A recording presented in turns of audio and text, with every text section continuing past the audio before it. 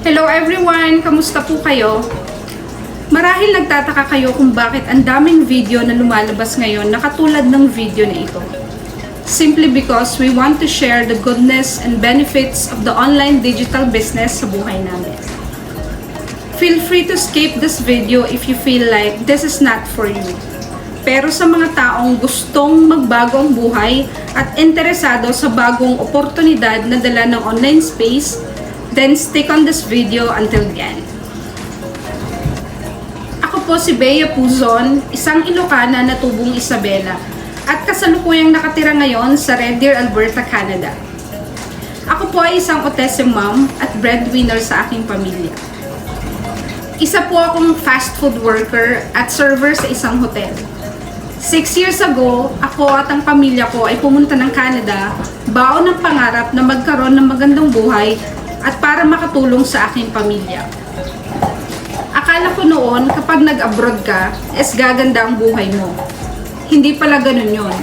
Dahil kahit dalawa ang trabaho ko, hindi pa rin sapat ang kinikita ko para matustusan lahat ng gastusin. Ang daming bills, baon sa utang.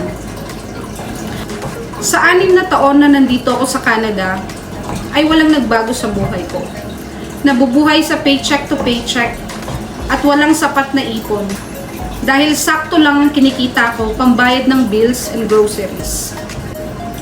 Kaya naman naghahanap ako ng another extreme of income na makakatulong sa pamilya ko. Sinubukan ko ang online selling. Nagbenta ako ng kung ano-anong produkto para magkaroon ng extra income. Hanggang natagpuan ko ang online digital business na nagpabago sa buhay ko at sa buhay ng pamilya ko.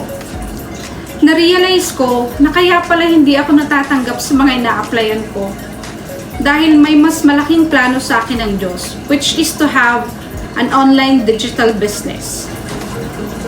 Nag-sign up ako sa free workshop at nanood. Skeptical din ako nung una katulad mo. Hindi rin ako nag-jump in agad dahil hindi ako sigurado kung kaya ko ba ang business na ito. Pero nanaigang kagustuhan ko na magbago ang buhay ko at nanalig sa sarili na kayang-kaya ko ito. Ang kagandahan ng digital business na ito ay hindi ko kailangang magbenta at hindi ko din kailangang mang-istorbo ng kaibigan o kamag-anak dahil nandiyan ang social media platform na pwede kong gamitin para i-promote ang business ko. At may proven system na nag-work sa business ko in the background while I'm busy working sa full-time job ko.